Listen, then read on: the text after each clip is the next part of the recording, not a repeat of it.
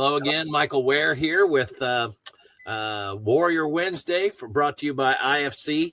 And we have with us Lieutenant Colonel Dave Lutz, USMC Retired. This is a treat. I'll admit to you, how would you like to be referred to? Dave?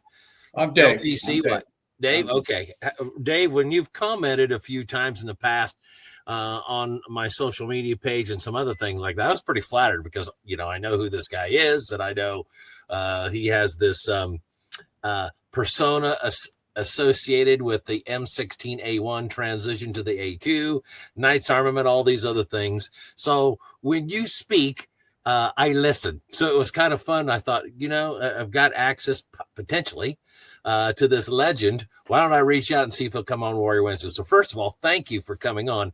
Would you be willing to tell us a little bit about yourself so those who don't know can get a sense of who you are and where you come from and what you've done? Sure. Well, first of all, let me comment on my comments to your things and others.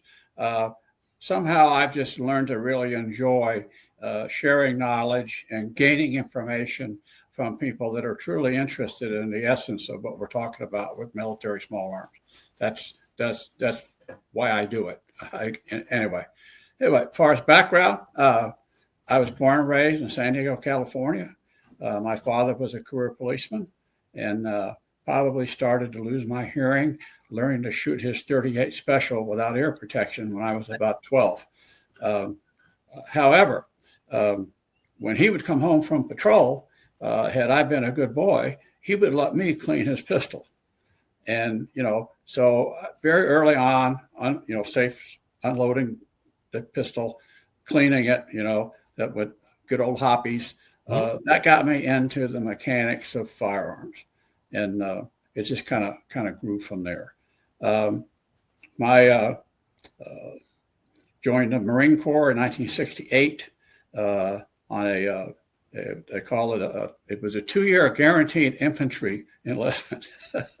And basically I had flunked out of my junior year of college, lost my student deferment, and got my draft notice in like 3 weeks. There was no way I was going in the Army.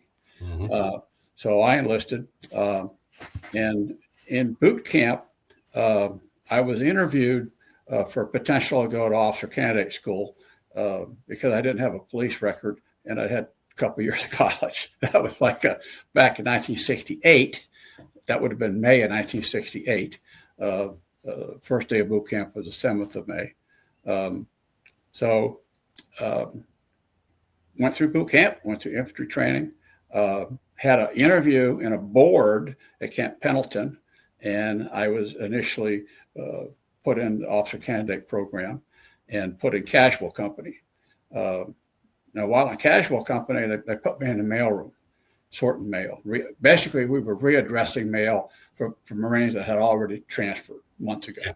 All right. So I worked my bolt with the personnel department, and I got sent to 0311 school, which was for the basic rifleman. And then later on, I went to 0331 school, which was machine gun school, and 0341 for mortars and 0351 for anti-tank. But back then we had the flamethrowers and the 106 recoilless. So that was my interest in weapons and ordnance. Went to OCS. After OCS at Quantico, went to the basic school at Quantico. Graduated high enough in my class to get my infantry MOS, 0302. And also got assigned 3 weeks of reconnaissance replacement at Camp Pendleton in Coronado, California, which worked out for me because I'm from San Diego. So after 3 weeks of the recon replacement training, which was really, they actually let us control close air strikes and real artillery, 4-deuce mortars, and naval gunfire. So it was, we had learned how to do that watching other people do it at Quantico. But it's a big difference when you're actually on a radio with a fast mover and he's rolling in and you got to give him clear to fire. It's all different. So I'm on a plane with a bunch of other lieutenants headed for Vietnam, stops over in Okinawa. This sergeant gets on board. points to everybody on the port side of the plane, tells them to remain in place, had everybody where I was, starboard side, get off. And basically, that was early 70. The Marine Corps was split touring people. They wanted to get as many officers involved as possible. So we were going to do 6 months with the 3rd Division in Okinawa. Port side was going to go to Vietnam, then we're going to switch. Of course, 6 months later, you didn't have even number. Yeah. But just the way it goes. So that was probably very fortunate for me. I mean, I kind of felt one up on a lot of other officers because of my enlisted experience. But my first platoon sergeant, I had a rifle platoon in Lima Company 39, Staff Sergeant Jack Cantrell. He was an old school staff NCO.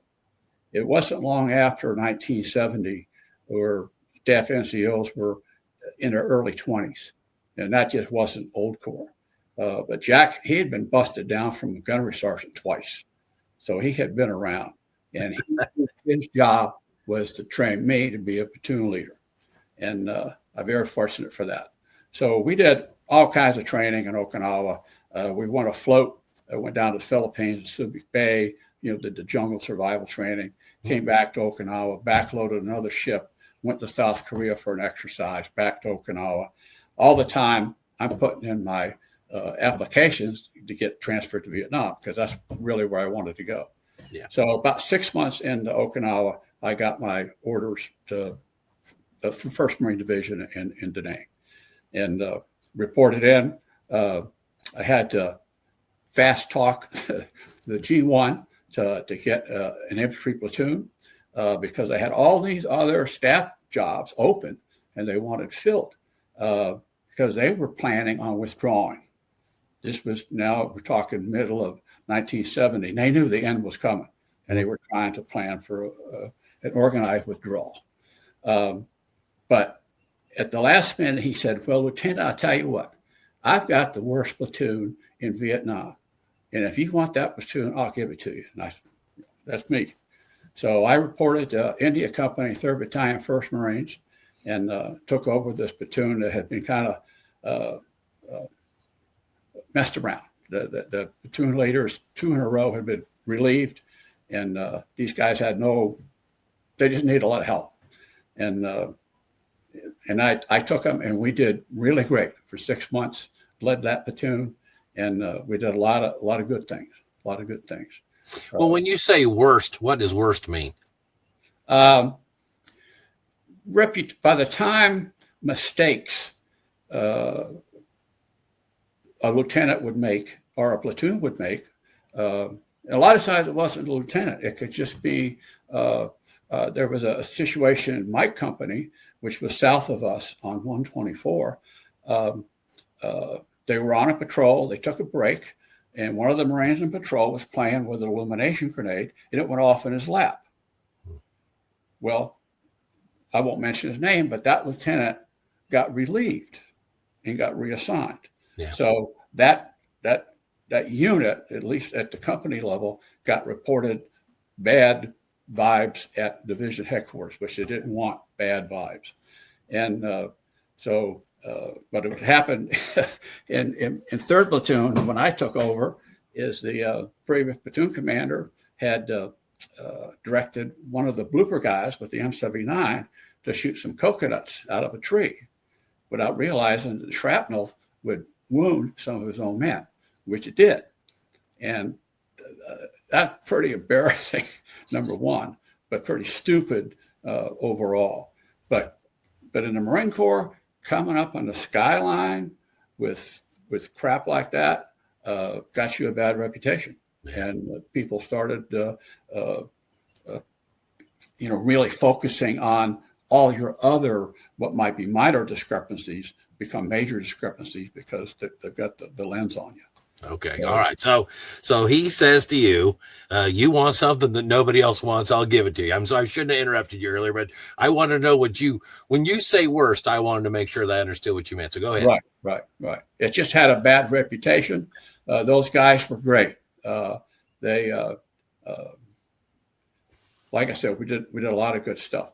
Anyway, we got out of Vietnam, went reassigned to Camp Pendleton. I had a company command for a while in Camp Pendleton, the infantry, and a wise battalion commander saw where I was coming from and who I was, and he sent me to Ordnance Officer School at Quantico. So back then, that was a 10-week formal school. I picked up a 2102 Ordnance Officer MOS, went back to Camp Pendleton, was reassigned the maintenance company to the Ordnance Platoon, which we were just beginning to embark on rebuilding all of the M16A1 rifles from Vietnam for the division. So month after month, I had, hundreds, thousands of M16s coming through the shop. And, I had my own bench, I had my own toolbox, my own apron. I worked the assembly line like everybody else did because, the work was there. So I got kind of more hands-on than you would believe, or most people ever get with the AR.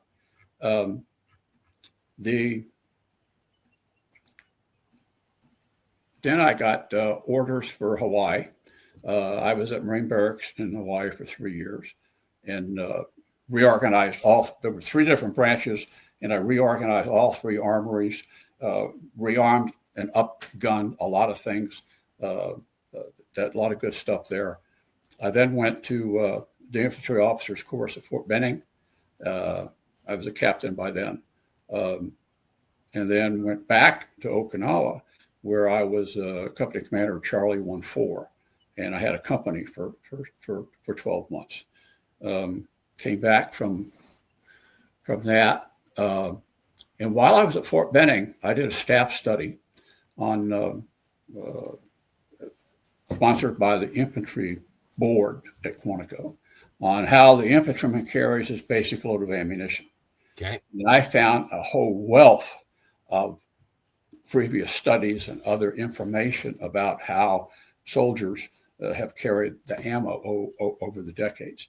And one thing that stuck in my mind was a captain had his staff study resulted in his recommendation for a new bandolier for the 5.56 ammo to come in, that you'd pull a slip stitch out and it would unfold and the pocket would be long enough for a 30-round magazine. And it was actually had been tested. It was called the XM8, but never entered service. Years later, when I'm in the M16A2 program, I'm at Rock Island doing one of many, many meetings I had with the Army back then. And I found the guys that said no to the XM8. And I'm going, how can you not do this? How many M3 bandoliers have you bought and packed ammo in the last 15, 20 years? So I got that done. Also got the bandolier for the SAW ammo in the system. They weren't going to originally put a bandolier in the ammo box with the SAW ammo. But anyway, that's another story. Anyway, so I'm at Fort Benning. I got the company in Okinawa for a year. That was really great. We had a big exercise in Australia in the Showalter training area that was just fabulous. I mean, I had my company in open order drill, we're crossing terrain and kangaroos are running through us. And this guy, it was a real trip. Okay, after I should have wrote all this down. After Charlie Company, because I had been impressed with the infantry board in the kinds of R&D they do with weapons and ammo. I had been applying for that actual position for my next assignment because I wanted to get into small arms R&D. And I get a call from the monitor. That position is not open, but there's one at Fort Greely, Alaska. Okay. And I'm going, oh man, I'm not looking for Fort Greely. I was going to say San Diego boy, Alaska. Those don't always go together. Now, during that period, I was the ordnance officer at the basic school, and I ran the basic school armory. And in that armory, I had 2,632 M16A1s and rooms full of machines. I had everything. Got a lot of but that was a 2102 billet for my ordnance experience. So I'm going from infantry company commander to ordnance small arms maintenance. And I end up years later with a unique combination of experience there that put me in the M16A2 program. I lost my thought there at the basic school. Anyway, let me just keep going. Anyway, so I got a call one day.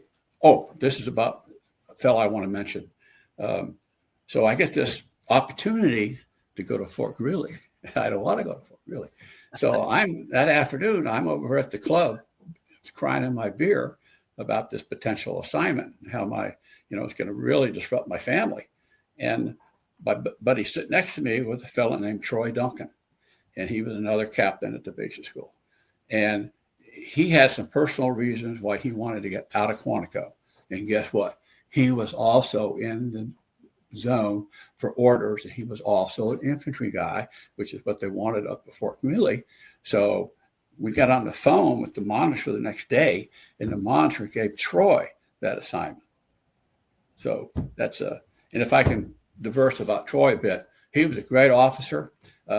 He got married up in Alaska, became an Alaskan state trooper, but unfortunately he was killed in a shootout with a survivor.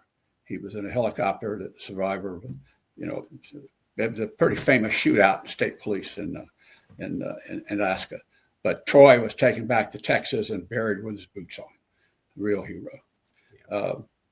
So a couple of weeks later, I get called over to General Gray's office at Mainside Quantico. And I'll never forget that meeting, because we were in an energy efficiency day. It was hot.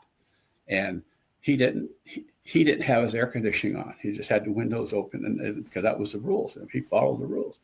So we had a talk about the M16. He told me about this billet they were going to have open up at the Picatinny Arsenal to do a rehab for the M16. And basically he said, I've got $2.7 million to do this. Can you get it done? Aye, sir. I'll get it done.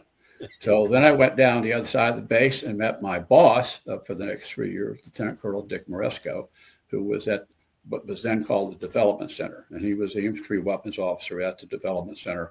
Now it's called Marine Corps Systems Command. And off to Picatinny I went for 3 years. And maybe we'll talk more in detail about that program when I'm done with my biography. So after that 3 years at Picatinny, I got to go to Command and Staff College. My monitor then told me that I would never get promoted to lieutenant colonel if I didn't have a full college degree.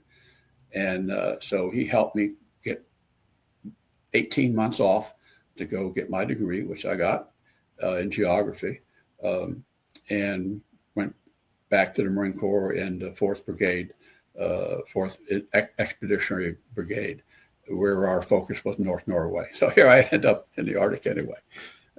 But it's a little easier as a lieutenant colonel. So I started to work my bolt to get back to Quantico, because I wanted my old boss's job, Dick Moresco's job. Mm-hmm. And so I got sent back after, I think I did 3 years at 4th Meb, and then went back to Quantico, not in the infantry weapons office, but in test and evaluation, which was almost as fortunate an experience for me professionally, ordnance-wise, as going to ordnance officer school back in the 70s. And the colonel I worked for made me read the rule books about how this process is supposed to work, how a requirement is supposed to be developed, how much objectivity is necessary to do to really get what you want. Very important. Then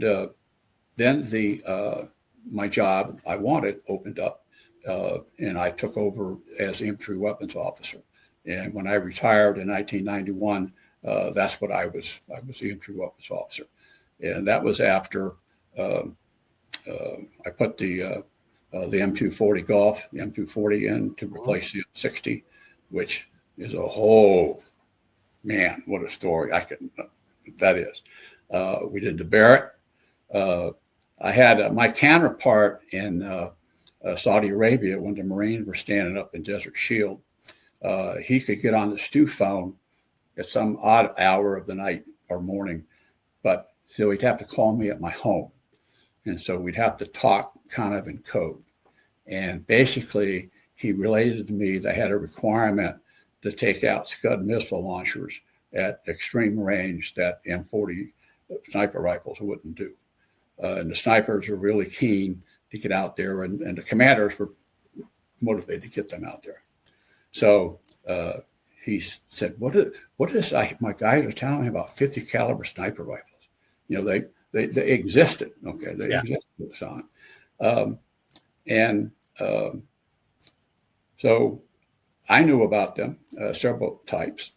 So because of the expediency involved, I basically dictated over the phone to Bill what he needed to send me the next day in a secret message as an op immediate requirement, needed fulfillment. So next morning, you know, the guys in the message center come running in and there you got a secret message. You know, I kind of recognize it because I sort of wrote it in a way. So a quick walkthrough with my chain of command, and I got permission to go ahead.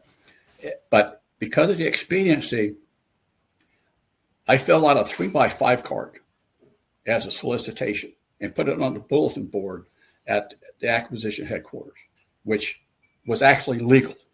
So it didn't get published, you know, in Commerce Business Daily. There wasn't any time. Okay. And guess what? Ronnie Barrett was the only guy that responded. Hello, Ronnie. So we contracted for 100 Barrett 50s with an option for another 100. And my God, it was like talking about build a better mousetrap. As soon as that leaked out that we were buying maybe 200, particularly Army EOD, Navy EOD, even Navy SEALs started calling us because Navy SEALs wanted that semi-auto 50 in a worse way over the boat 50s they had. Mm-hmm. But their ordnance officer didn't trust the Barrett design. And I won't mention his name. Anyway, he did his job. You know, he did, you know. So, and boy, was he off at me months later when he found out that the SEALs picked up some of the options I had. But that was the only. So that was the M82. Am I right about that? Pardon me? That would be the M82, or am I wrong about that? Yeah, M82, yeah. Okay. And so we, the amount of equipment that we were expediting to Saudi Arabia to support the MAGTF, the Marine Aircraft Task Force there was astronomical. And we had already lost track of lots of good stuff at Quantico we thought they needed that never really got to the recipient. Mm. So the 100 snipers, the 100 50s showed up at Weapons Training Battalion at Quantico. They'd already decided to put the inertial scopes that they were familiar with on those rifles, and but they didn't have 100 scopes. So they took 100 scopes off of M40s, and which put other sniper units deficient for almost years after that. So that's a 10 power fixed? A 10 power fixed. And but it's the bulletproof scope that these guys believe in. So one of the optical equipment repairmen, I can't think of his name right now, basically he rode that pallet all the way to Saudi Arabia to make sure it got to, you know, the unit, and then conducted the training because they had to change the scope some to meet the at the same time, we had been working ammo issues, improvements, 50 caliber ammo. Even when I was at Picatinny in 1980-83, we started work on 50 caliber slap ammo, which was a tungsten, small, like a 30 caliber tungsten carbide penetrator and a Lexan plastic sabot. And now it's 1991, 1992, and I find out that I've got thousands of rounds linked, and I've got 1 in 5. I got full tracer and a whole bit. So that was at Crane. So I had Crane link up as much full tracer as they had, because when you fired the 50 caliber slap full tracer belt, it was like a laser light that didn't stop. It's a hose. And so sent a bunch of that there. And then Crane, my buddy at Crane, he says, well, Dave, by the way, we've got a bunch of Ralphus. I want to say, for some reason, I want to say Ralphus type A. So there was different type. Anyway, it was Ralphus exploding pyrotechnic ammunition. Yep. And anyway, bottom line is I talked to some guys that hit some radar vans at range, and the Iraqi guys would come out of the van, start looking around. One guy would say, "Look at the hole! Look at the hole here! Look at the hole here!" And then they shoot the Ralphus. It got done. It got done. So I retired. I went to work as a small arms analyst for a beltway company called Radiant Incorporated. Mm-hmm. And my old boss at the development at Marine Corps Systems Command, Dan, he was always trying to tap into my, lack of a better term, knowledge base. But I was always too busy doing something I wanted to do, not for him. Well, now I'm working at a contractor that he's the sponsor of. So I keep getting tasked for one study after another. Excuse me, Matt.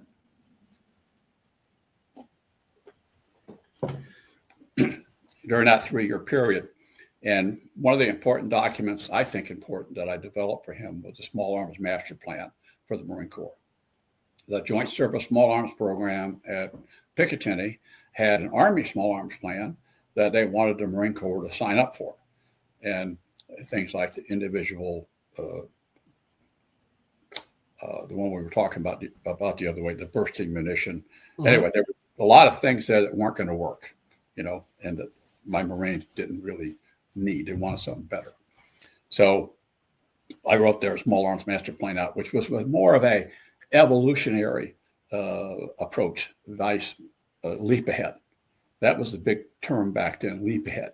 And I think leap ahead is maybe, I don't know what they call it today, but that's what convinced, like General Miley, to go this 6-point, whatever it is, other gun, other caliber.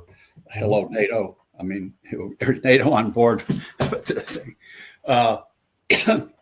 Anyway, so, but the Small Arms Master Plan, I did an offensive handgun study for them because they were having a lot of trouble hand making their Musoc 45 pistols.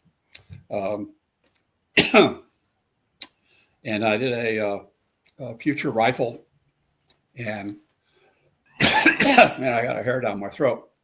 Which, if you could get a copy of that study, you'd see a lot of stuff that actually happened.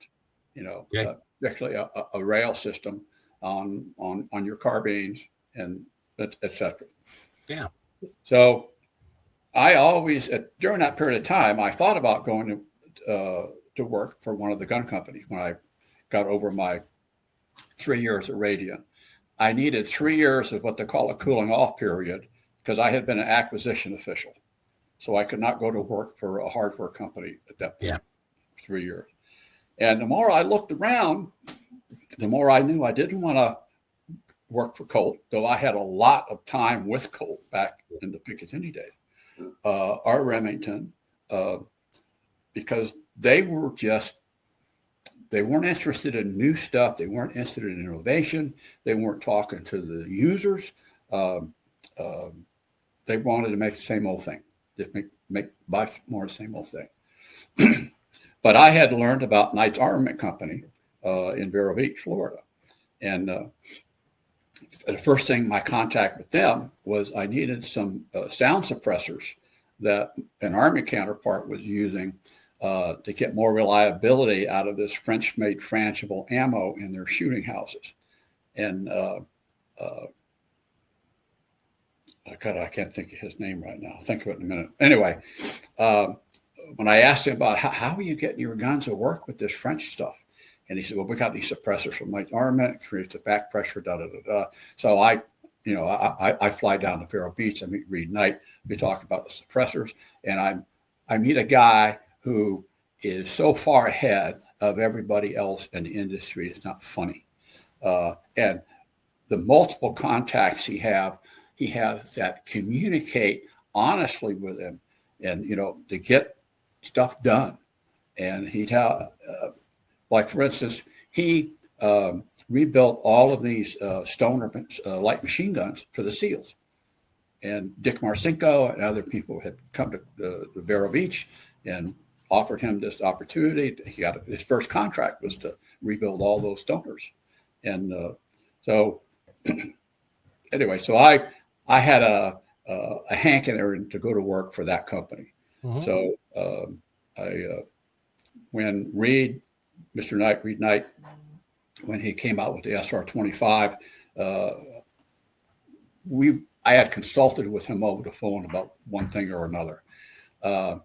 And he offered me the opportunity to write the operator's manual for the SR-25. So he had a manual to send out with the rifle, which I did. And so that one of the things that helped show him the other things I could do. It wasn't just a guy in uniform that knew other guys in uniform to contact, but somebody like I had a skill set. Anyway, so that manual was a good thing. But basically, I worked my boat, and he offered me a job, and I took it. So that was November 1994. Went to Vero Beach and did. I guess half my job at that point was to write the operator manual for the Mark 23 handgun suppressor, 45 caliber suppressor. H&K got the contract for the gun. Yep. Reed got the contract for the suppressor, and he needed the op manual done. And so in this, there was a law enforcement sales office in this whole floor above the shop called Lawman and Shooter Supply. And they were basically using DOS system, black and white, black and orange computers. Mm-hmm. And, so I come in there the next couple of days later, I get a color monitor and a new computer, and I'm like, whoa, man, what's going on here? But we had the contract called for a certain format of this manual. Mm-hmm. So I worked, I don't know, a lot of times till 10 o'clock at night, making the deadline for this manual. So then we're looking at the next SHOT Show, and Reed comes in one day and he says, Dave, I need a catalog for the SHOT Show. I'm almost like, what's a catalog? I'm an infantry guy. Okay. I'm an infantry guy. Now, when I worked at Radiant, I learned to use a drawing program called Corel Draw. So I could render stuff, and I could write stuff. And I had my Nikon camera. So, but I didn't have the knowledge or the hardware to get photos into a catalog, and I certainly didn't have the time to do it. So I lined through the SR-25, and I actually, my first 3-day drawings were of the magazines, because the magazines looked like crap just from the side. You had to do it 3D. So that was one big piece of paper folded in half. And it was the 1994 catalog there. And so I did about 12 other catalogs every year. And eventually I got a camera to take pictures. We got more color involved, and pretty soon, I'm doing color catalogs and that. And then along the line, Reed wanted slick sheets for things. Mm-hmm. We'd go to lunch and with a couple of guys from here and there, and next thing you know, Reed's drawing a design on a napkin. And we go after lunch, he takes it to the model shop. A couple of days later, somebody comes up and says, okay, here's this new bridge mount. Okay. And we need a slick sheet for it. Okay. All right. So, take a picture, whatever. And I'd write a little how to install it, how to use it, whatever. I did hundreds of those, it just, and I really enjoyed doing it. I really felt like I was part of the effort.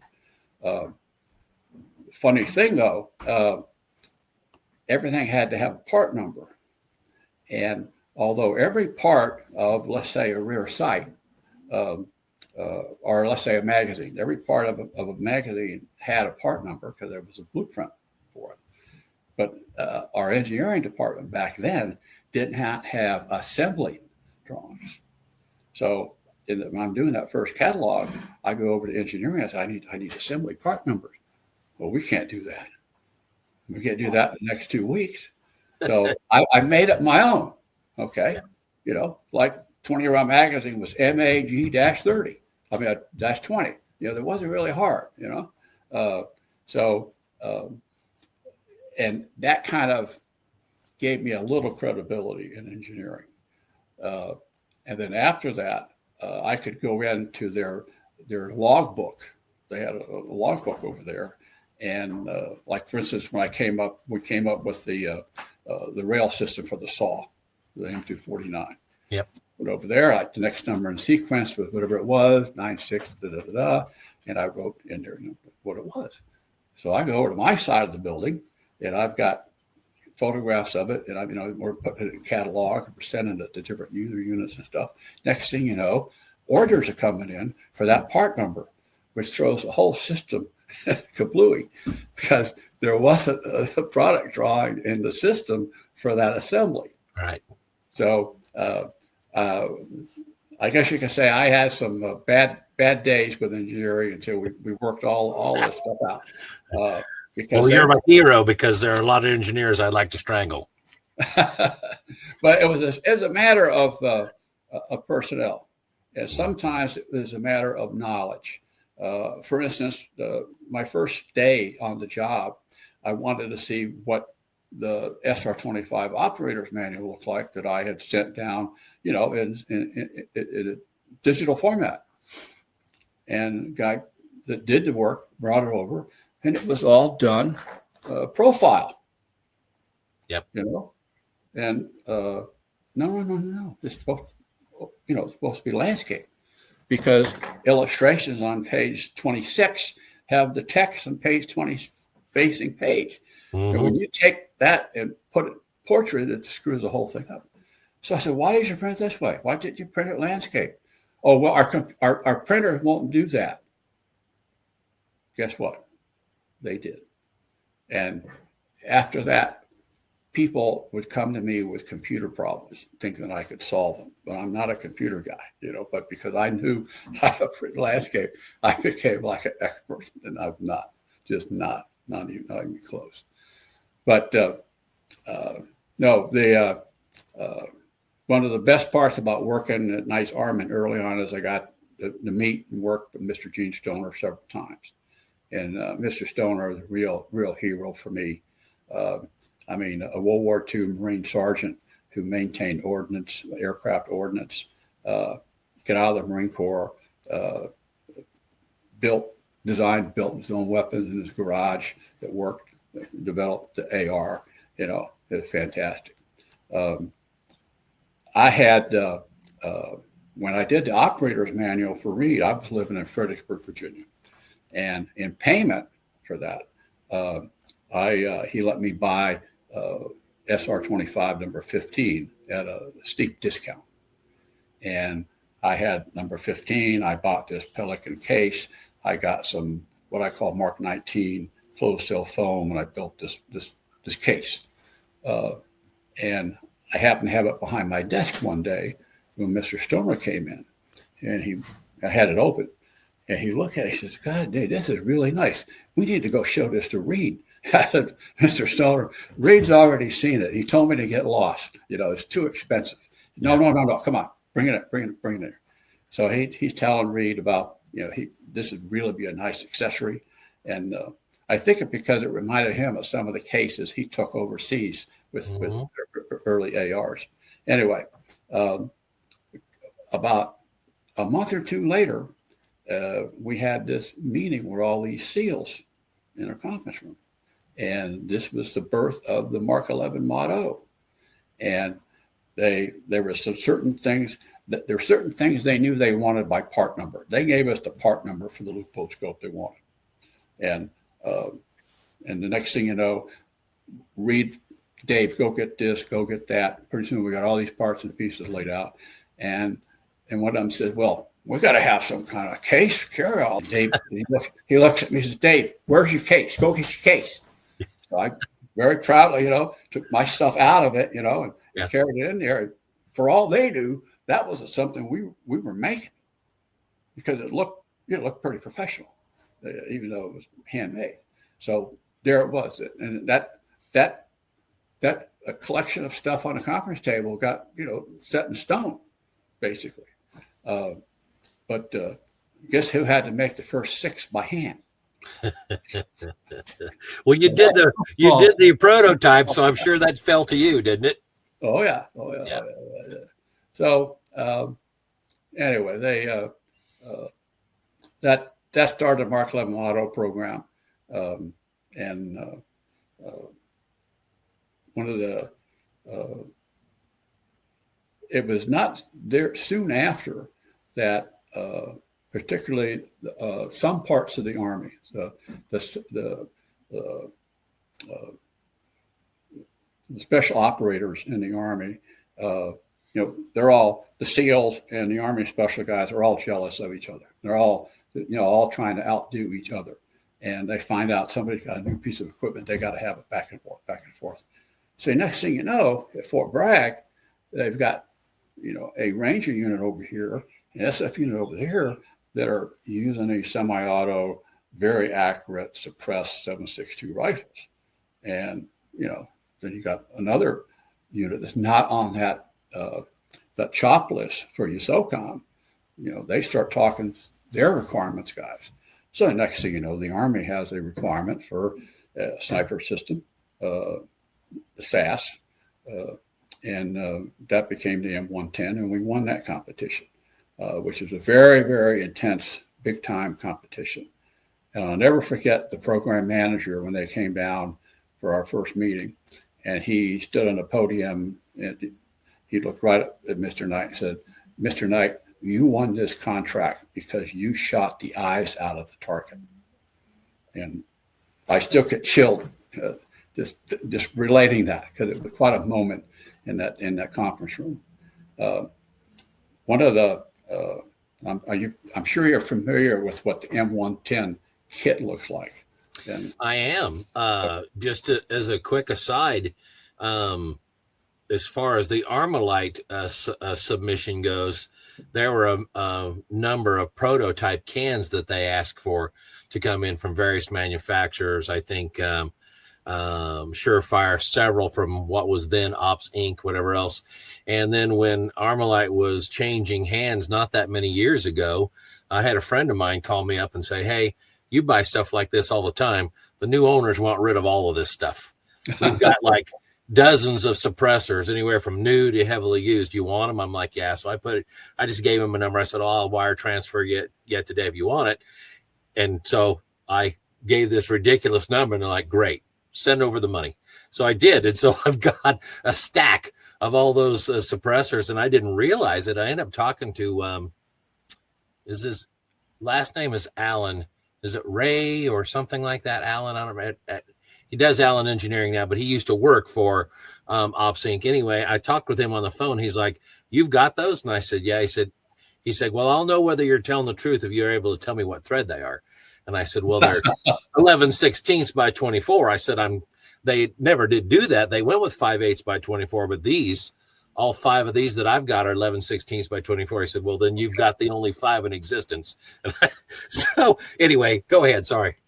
That's right. Well, when you mention those other individual companies, it makes me remember, I think one of our biggest strengths with Knights and how we won the M110, how we got the Mark 11 motto, is that the suppressor was designed in-house with the rifle, totally integrated, as opposed to just being the world's best suppressor over here may not work with the gun you make over here. Mm-hmm. That just was one of our strengths. Armalite, I knew Mark Weston pretty well. He was one of the guys I met at Rock Island when I was doing the A2 program.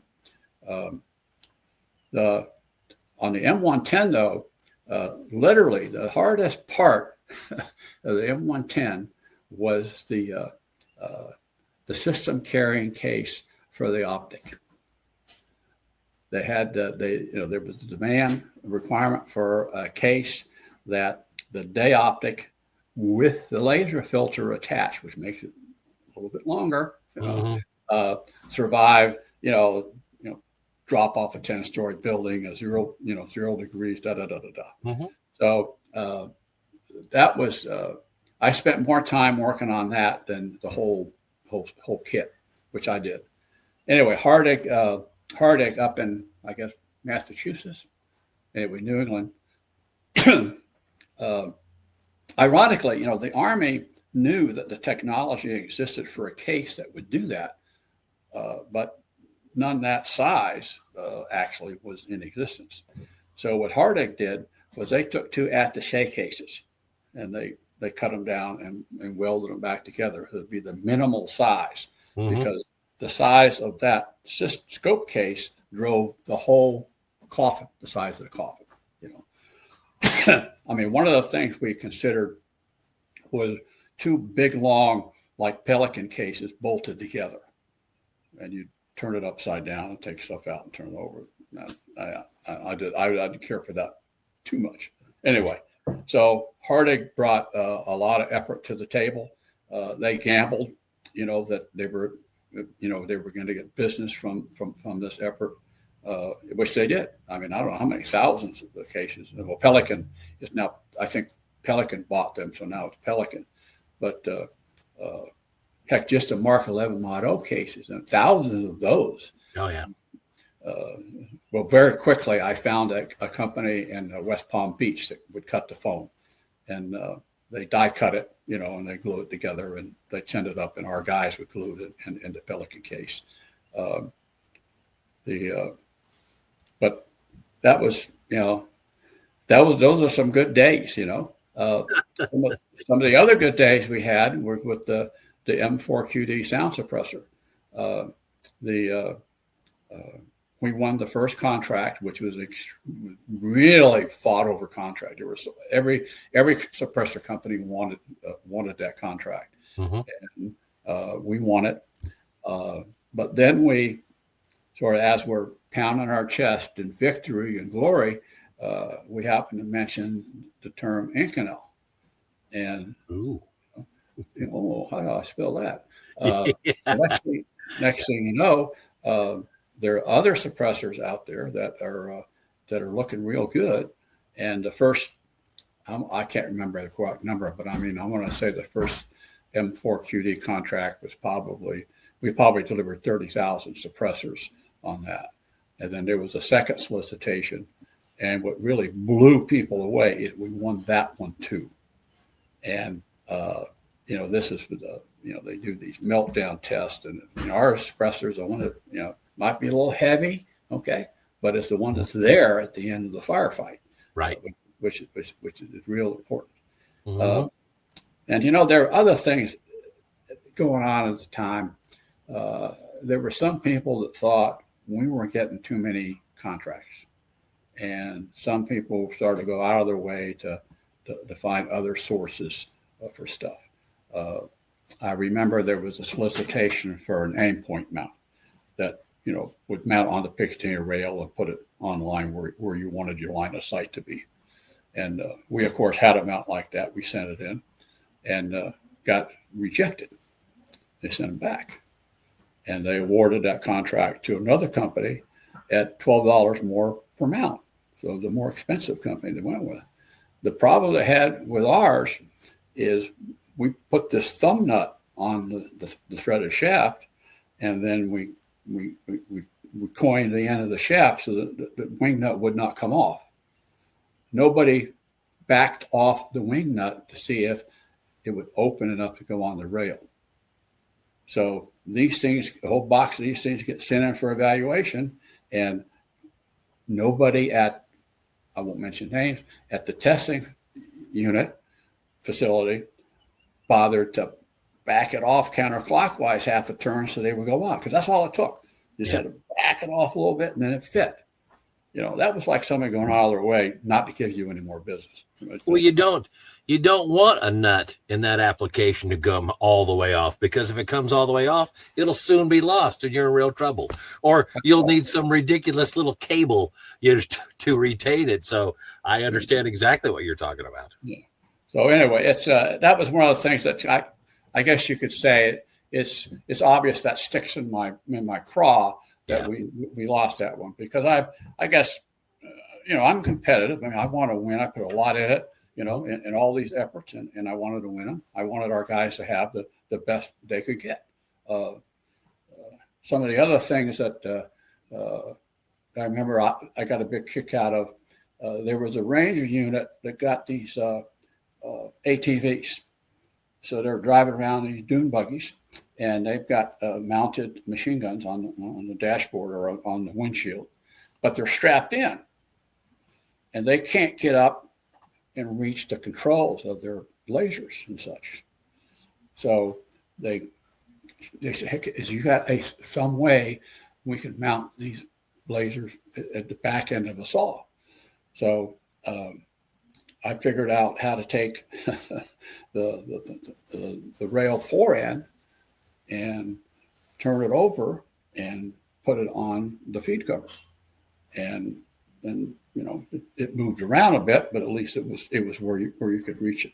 Yeah. And sent them a bunch, and they liked them, but that didn't open up a door for thousands of units. That was an effort that cost we put a lot of effort into that never really paid off. But that was okay.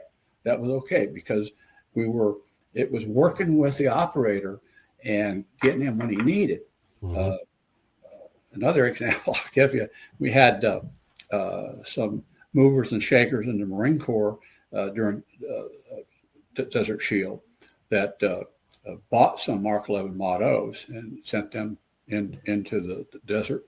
And they were being used with some success, to the point where the fleet, Marine Force out there in the desert, generated a fleet operational needs statement, or a FONS, for a system that basically looked like, walked like, quacked like, Mark 11 Mod O. And that led the Marine Corps into buying, our rifles, which they've bought a lot of since. Even models of the they started with Mark 11 Mod O and they progressed into the M110. But I had at SHOT Show one year, he was a master sergeant by then, but sniper, he comes up to Mr. Knight, shakes his hand, and said, I really appreciate, my rifle was down and you sent me a new boat carrier that had been lost. Mm-hmm. And you read it like, okay, you're welcome, Date. You sent him a boat carrier for free? Well, with no paperwork, I mean, like any company, there's a system, and you get product shipped. And but I was a guerrilla. I was an insurgent, and when something had to be done.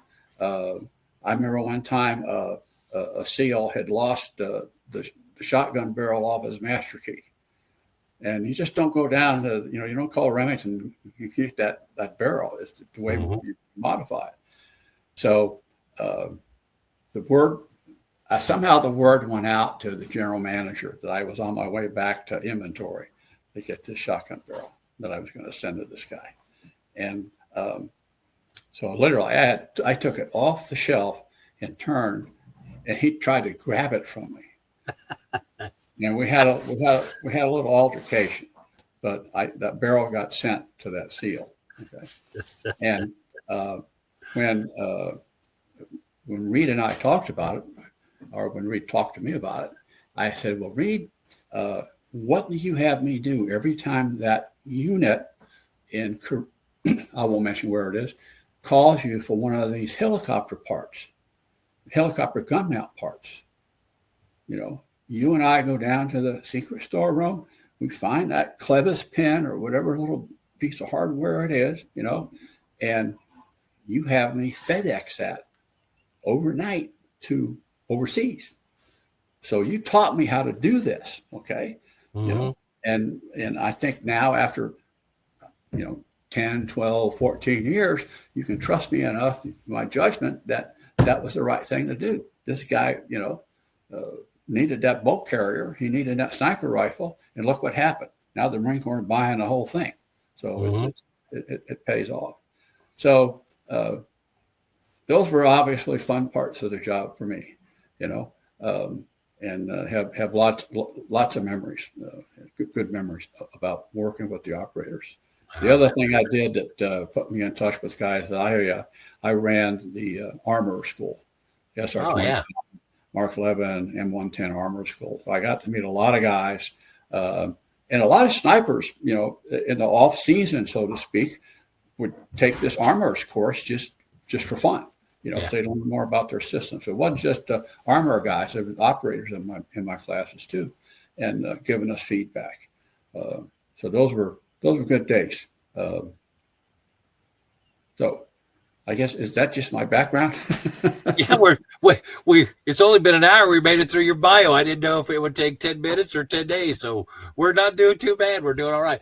Is it okay if I ask you some questions? Here's what I did.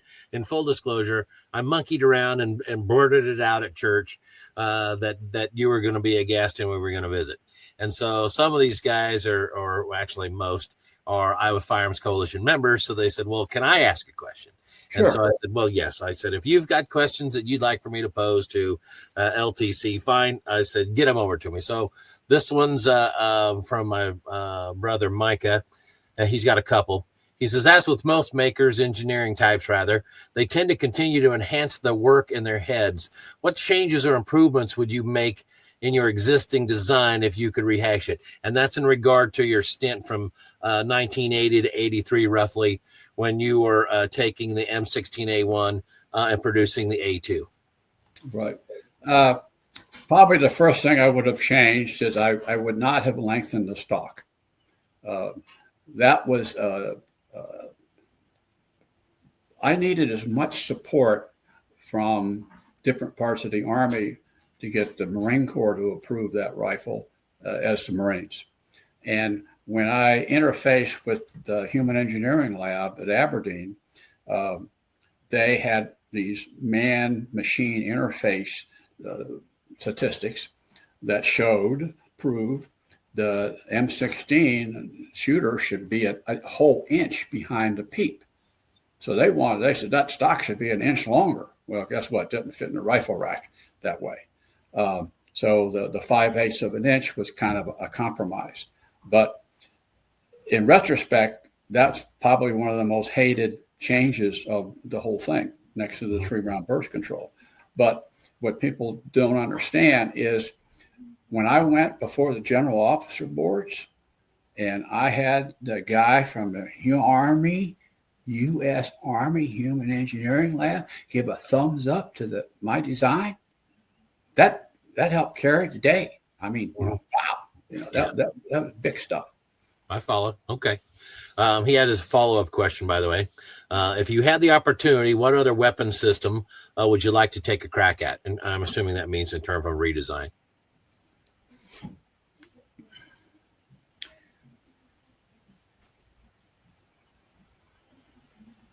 The one weapon I really was enamored with when I first saw it was the Korean.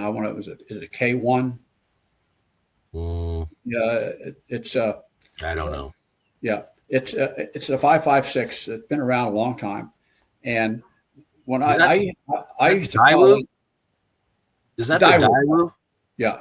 Okay. I term that the eclectic rifle, because it's almost as if they had a Dave Lutz in South Korea that said, well, I like the front sight off the HK, and I like this off that, and I like this, and let's put them all together in an evolutionary, more modern design, and let's go with it. And that was part of my inspiration for the whole Marine Corps Small Arms Master Plan, is that you can do an awful lot with evolutionary technology if you combine it in the right way.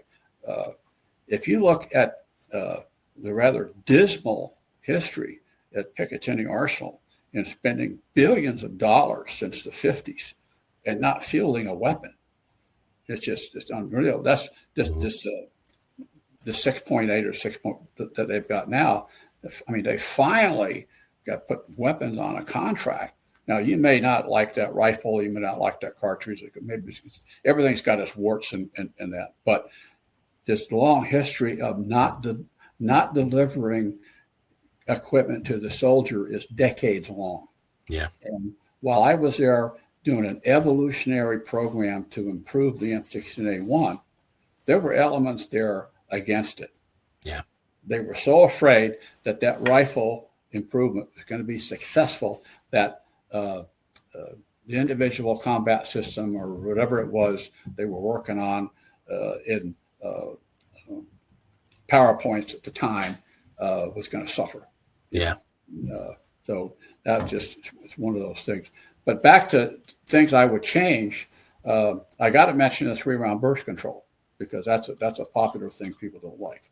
And the reason was for the burst control was that my initial marching orders was the improved rifle was not going to have full automatic, because we wasted way too much ammo in Vietnam. Guys praying and spraying. We're not going to, it'd be semi-automatic only. And I crunched. I wasn't real happy about that, but I served 3 bags full. So I'm at Picatinny, and they let me into this bunker with all these prototype and test weapons. Oh my God! I talk about it, being in a toy store. There was a whole rack of ARs there with all these, I would say, modern evolutionary changes or improvements, and they all had these burst controls. Now they were 4-position burst controls, but this technology was all there, and this was stuff from past tests.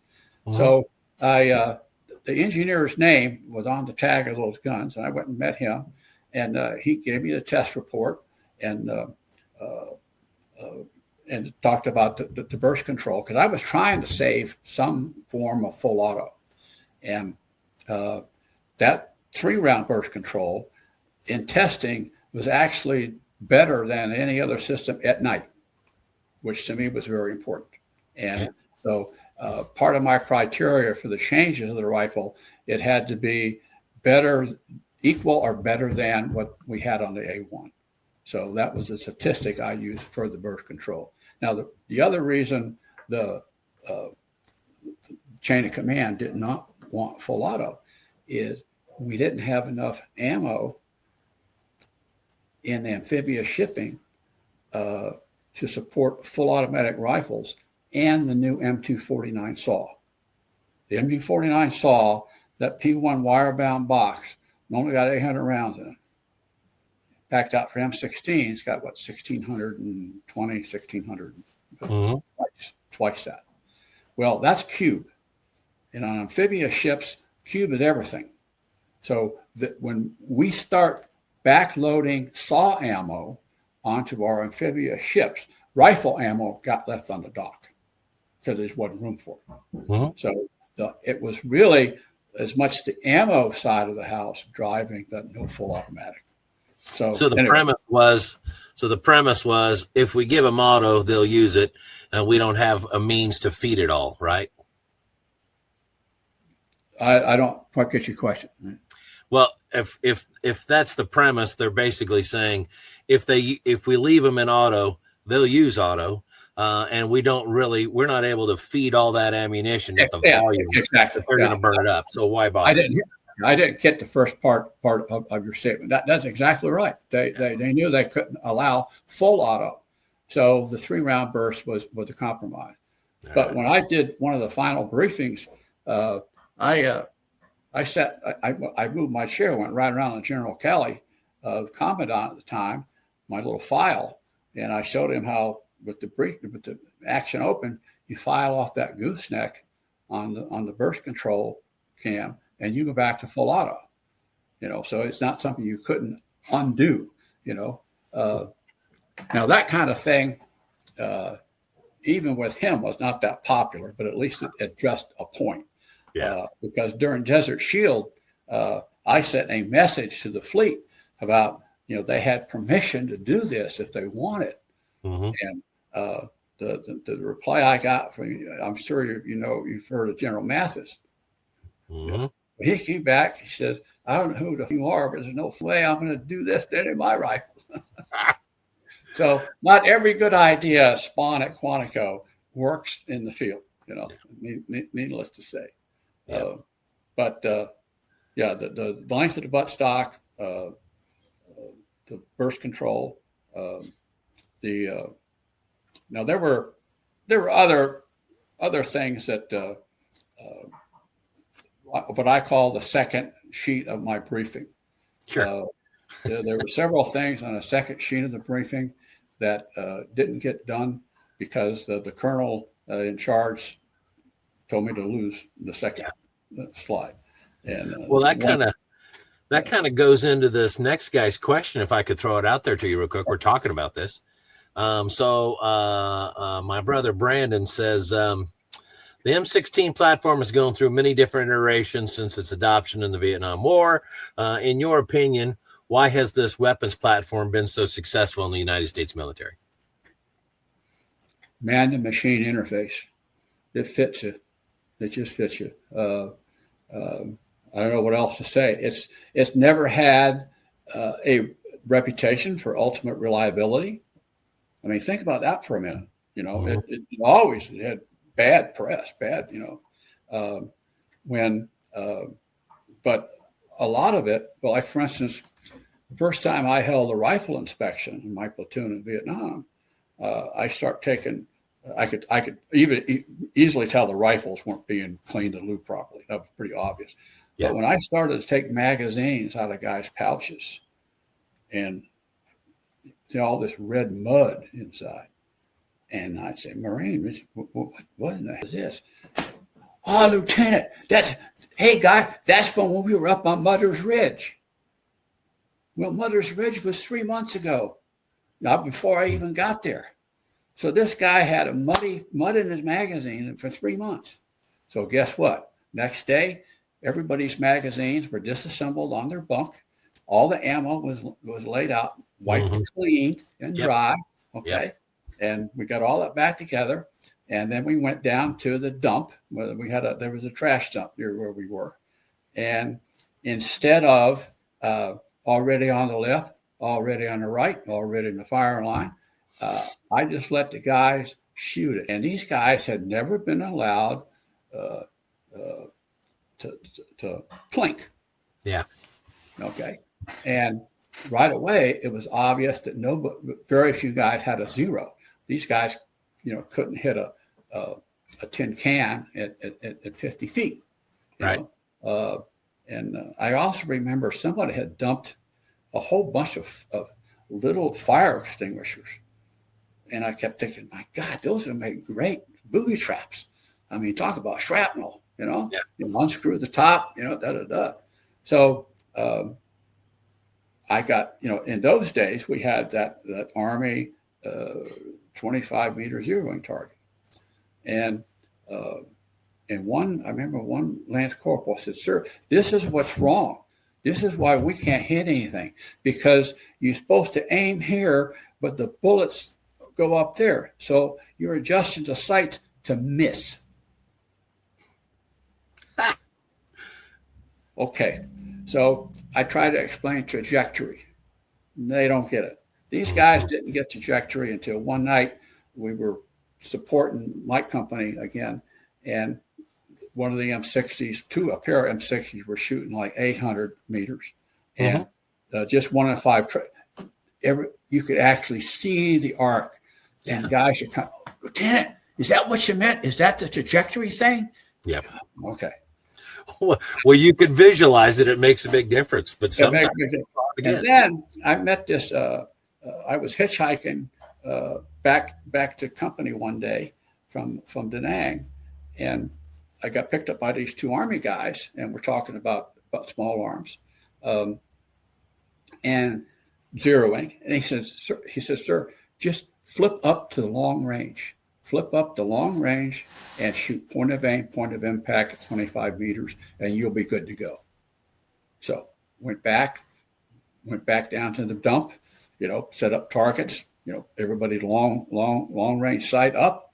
Everybody got zeroed. Everybody was happy because the bullets were going where they were aiming. And in their mind, okay, they were good.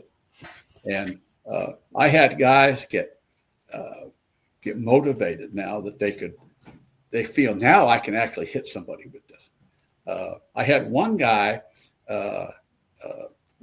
Corporal Coffin, he used dental floss. He ran dental floss from the peep to the front sight post. So at night he had a sighting plane. So when you have men that do that pre-planning, they're predisposing themselves to actually aim. Yeah. That's a big factor. A lot of times, at least before I got there, I think these guys were just praying and spraying and praying. They weren't, really confident in themselves. Well, you could say that about every factor in life. I mean, if you're going to put mental preparation and mental planning into something that you're going to do or about to do or have practiced to do, then I think that it stands to reason that you're a leg up on the people who haven't.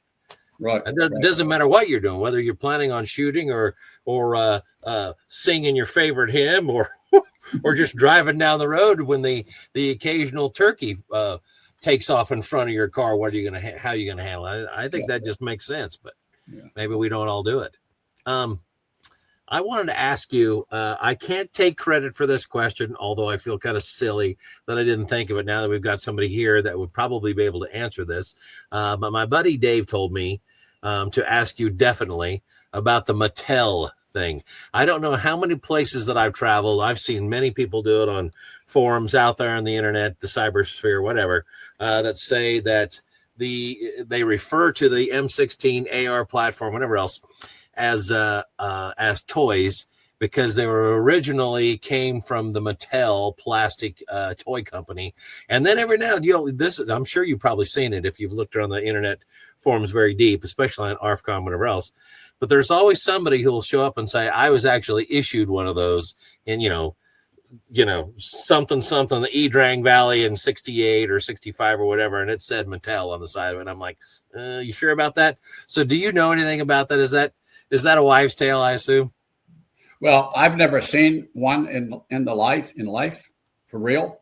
I think that's a sea story. Yeah. Urban legend. Certainly Mattel, in a plastic molding business, they could have been involved in some of the plastic parts, and maybe that's how the connection Mattel comes up, or the toy guns they subsequently made. Mm-hmm. But I mean, in today's world of AI and fakes, I mean, Michael, is that really you? I think so. Maybe, I hope. Yeah. I mean, it would be very easy for someone, with a 80% lower out there to make a Mattel. I'm sure people have done that. I know that there are serious collectors out there that buy these, that get an 80% receiver, and they make every form of AR there ever was, and that's cool. We're American. We like to modify stuff. I mean, when how many times did you go through the J.C. Whitney catalog looking for modification parts for your car? It's the first thing that people do. Yeah. You don't see very many stock Harley Davidsons running around. They've all been tinkered on a little bit or something changed. It's no different than in my neighborhood. The buddy that goes out and buys the new pickup, they almost never come home from the dealership stock. They bolt something on it or change something. That's just kind of who we are. And frankly, in full disclosure, as a gunsmith, I rely on that in my industry because there's a lot of people who aren't willing to take home or use a stock firearm or accessory. They want it tweaked, changed, colored, adapted, enhanced, whatever else. And so that's part of what we do. I get that. I've got one last question if you got just a few more minutes. Sure. Okay. So this is from my brother Dave also. The new 6.8 is being offered now to various sects of the military as a replacement for the 5.56. With the increased weight and size of the ammo and diminished magazine capacity, have we abandoned the force multiplier concept we've adhered to for 60 plus years? Oh, yeah. I think the Army is going down the wrong path. But what scares me the most is there are two levels of performance for the ammo. There is the high pressure, high velocity round that gets you all the accolades when you brief the Pentagon. Okay. I mean, was it General Mattis that said, we've got a rifle now that's powerful as a tank? Something like that. Yeah. But so the other round, the downloaded round is not going to give you the performance you're paying for. You've not lightened the soldier's load. You've not really increased his lethality. But on the other side, I don't know how well this sight fire control is going to work. If the Army allocates enough live ammo, which is an issue, and lets these guys practice and train, they may get somewhere. But usually they'll embed training in some computer thing, and you'll get all this simulated training, and you never really get there from there. It's just the other thing with NATO interoperability. I mean, how can we go this far on a program? And from what I've seen, there's no NATO participation. But their original goal of increasing lethality, lightening the load, it's just not there. And the videos I've seen of soldiers in their full battle uniform firing, it looks to me like that rifle's kicking their ass. It's got a lot of recoil. Which I don't know enough about it. I don't, but I did have a gentleman in here the other day who is, gosh, I don't remember who they rolled it out with last fall in September. I don't remember, but I think 101st Airborne's using it now, and I think he was one of the guys I talked to, and he'd been shooting it, and I said, well, are you concerned about, how little ammo you're taking, whatever else? He says, well, you don't need ammo now. This thing's so effective, you can do what you need to do half as much. And I said, I'm not a soldier. I was never in the military, but I said, I've talked to lots and lots and lots of them. And I said, I have never heard a soldier ever say that. I don't need all this ammo. I said, I've never heard anyone ever say that. I said, you should be very careful with what comes next. He's like, why? I said, well, I'm not saying because it's there that you'll burn it. I said, that's management talk. But I'm telling you, I've talked to a lot of soldiers. There's been a lot of stuff, and they were always thankful that they had ammo rather than running out. So be careful. I don't know. Yeah, we were so paranoid, I think, in Vietnam about being captured. Why we humped so much ammo. I mean, a lot of times we didn't take very many rations or rations at all because we had to take more water and ammo, because you just knew that if you ever really got in and it came down and nitty gritty, that there was nobody coming to save us. If it was at night, they weren't coming in with ammo. It just that's just the way it is. I think if in the future, heaven forbid, North Korea assaults the South and in human waves, the Army is going to wish they had a M249 saw. Yeah. as opposed to having an automatic rifle changing magazines every 20 rounds. Yep. I mean, that saw was a revolution. Mm-hmm. But over time, lack of good maintenance, lack of good training, even in the Marine Corps, when we needed that weapon really bad when it came out, to the point where we had division saw gunner schools. So these guys, from infantry platoon, got you're going to be the new saw gunner. You're going to go to school over here for whatever it was, a week or 2 weeks. You came back, you were the saw gunner. Then for whatever reason, those schools went away. A new guy would report in, and because that was the heaviest thing to hump, he would get the saw. Yeah. And kind of learn as you go. The other problem we had early on with the saw is that so much of your training is done with blank ammo.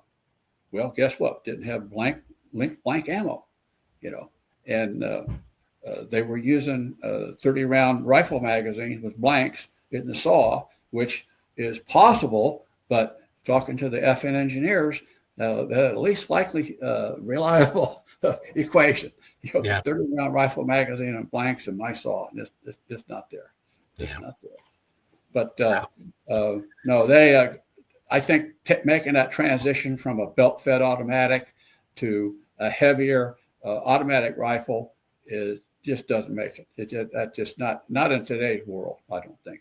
When you can integrate capability within a squad, you can make one or two designated marksmen with longer range weapons. There's other things to do to make up, I think. Yeah. But the M6, the AR is a good weapon now. The ammo, I don't know. I'm sure you could even make 5.56 ammo better. I mean, they really, probably one of the craziest things about my program is when I went with the 1-in-7 twist, which there was a lot of acrimony about. Yeah. But I did that because ammo engineers at Picatinny, in fact, by Dennis Conway, he was very adamant that the 1-in-7 twist would give growth potential to the system, where the 1-in-9 would not. And guess what happened? The Mark 262 got invented. And is that as good as it gets or what? How much better does it have to get? It doesn't have to get better. What has to get better is the soldier's ability to align his sights to the target and pull the trigger at the right instant. And from tests I've seen, they can't do that with a laser. There's no windage effect on a laser. There's no trajectory, and they don't hit as many pop-up targets with a laser as they do with a rifle. Yeah. So to me, you got to train more and train realistically. Give those guys trigger time. Yeah. The Marine Corps, in my day, we didn't have pop-up target ranges like the Army was doing basic recall with. Part of my job in the 4th MAB was I went up to Fort McCoy, Wisconsin, 3 Februaries in a row and opened up Fort McCoy for a MAGTF to do cold weather training as a prelude to go to North Norway for exercise. Well, my Marines, we go out on these pop-up targets. They just thought they were in Disneyland. Yeah. I mean, it was just fantastic. Fun. Having the targets go up and down, and but there's a lot of other things too. I remember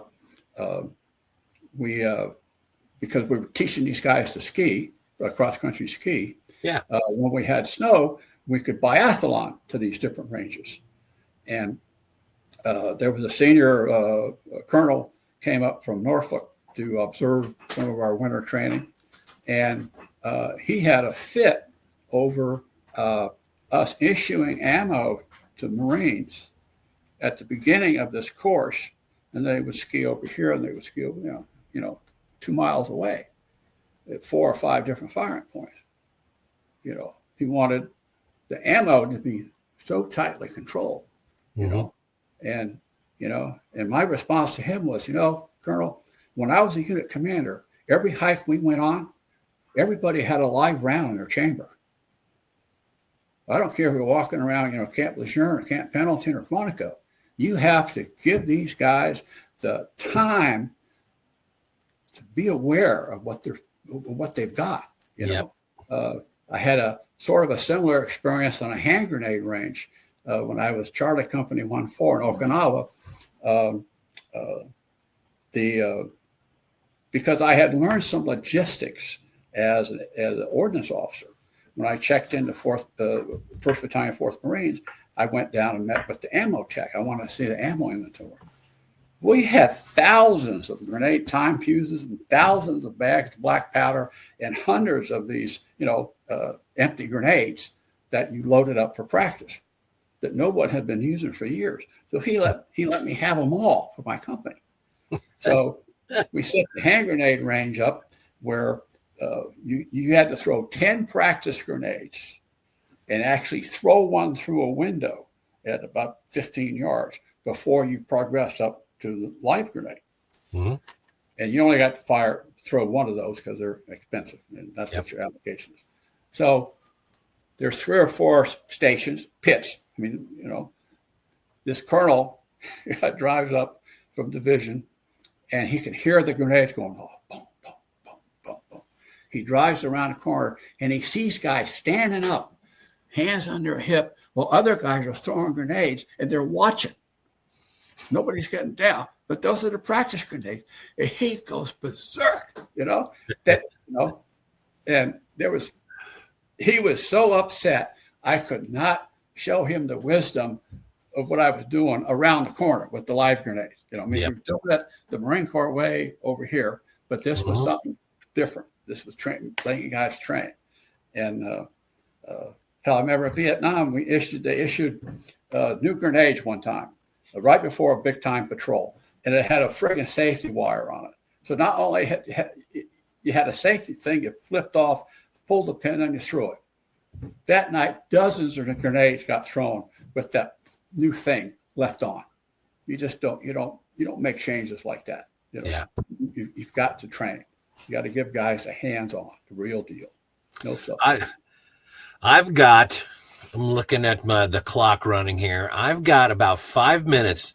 Okay. Do you think that that's enough time that we could squeeze in that story that you mentioned, that you started into earlier about the M60 to the 240 or the transition there? Right. Yeah. When I retired, my general introduced me to the people there at my retirement as his acquisition insurgent. That I conducted systems acquisition like a guerrilla, because I had found that, first of all, I fell in love with the M240 on our LAV. We were buying M240s as the coaxial and the top side gun. And I knew the M60 was dying, and we were about to spend $16 million to buy our heavy barrel back from Saco. We had gone to the lightweight, which was a total disaster. So I sponsored a captain at Rock Island who, as a supply officer, and he found out that the Army had thousands of surplus M240s stored, and that if we went through the proper procedures, we could grab those at no cost to us.